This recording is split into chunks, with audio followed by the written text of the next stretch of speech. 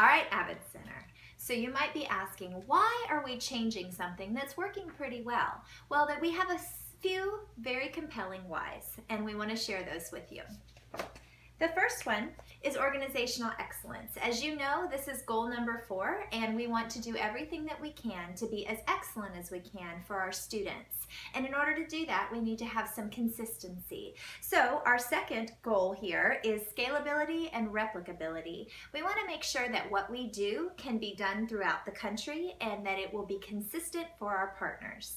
We also need to all have a common understanding of what coaching is and how we go about doing it. Because more than anything, we want to make sure that we are giving our best to our partners so that our students benefit.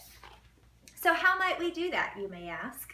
We're going to do that through something called a coaching framework. If you think about the framework of a home, this is what holds it all together. And our framework is going to be where our unity comes in.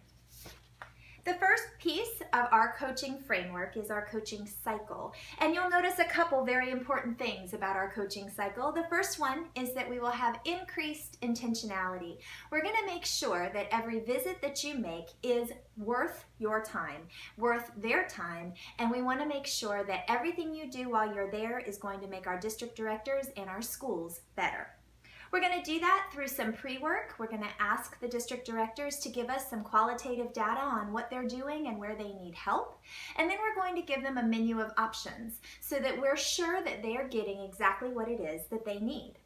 And we're going to do that through 4 touches a year. Now you might be panicked and say, oh my goodness, 4 touches a year? A touch might be a 30-minute phone call where you coach that district director in how they're going to do some professional learning. Or it might be a one-day visit where you spend some time helping them build a district strategic plan and then visiting a school. So these touches are going to look a little different than what you've done before, but I promise you the results will be fantastic. So that's step 1.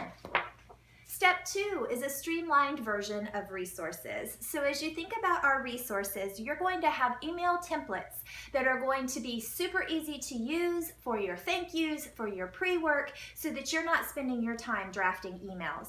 You're also going to employ your art of coaching skills so that you can go into that district and make a huge difference and ask the right questions to get the right results.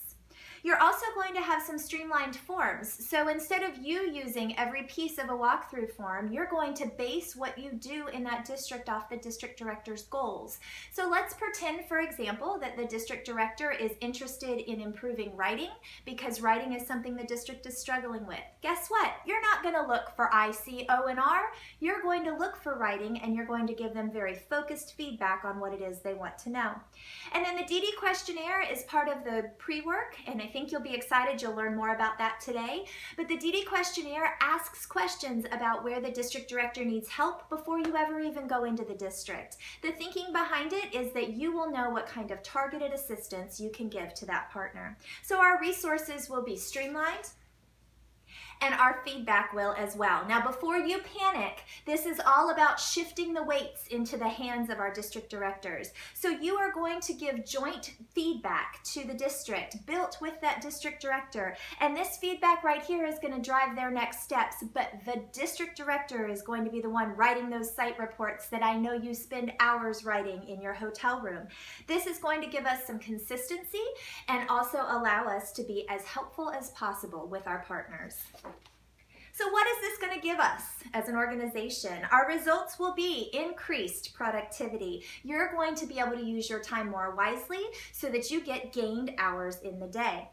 Your busyness is actually going to go down because what you do every day is going to be already intentionally planned so that you're not having to get to a district and then the district director can't join you on that visit and you're frustrated and nothing got accomplished. We're going to try to avoid all of that. We're going to have an increased fidelity in Avid implementation. We already do an amazing job, but wouldn't it be cool if we had 100% of our sites certified? That sounds good to me. And our frustration levels, both on the part of us as internal staff and our external partners, is going to go down because what we're doing is going to be exactly what it is that our folks need. So what's that going to do for us? That's going to get us to 2 million kids by 2020, and I promise you that you're going to enjoy having the tools you need to be successful. We are no longer going to be hammering a nail with a shoe because that's the only tool we have in our tool belt. Instead, our tool belts will be packed, and we're going to reach 2 million kids by 2020. Are you ready to go on this adventure with us? I promise you it will be worth it.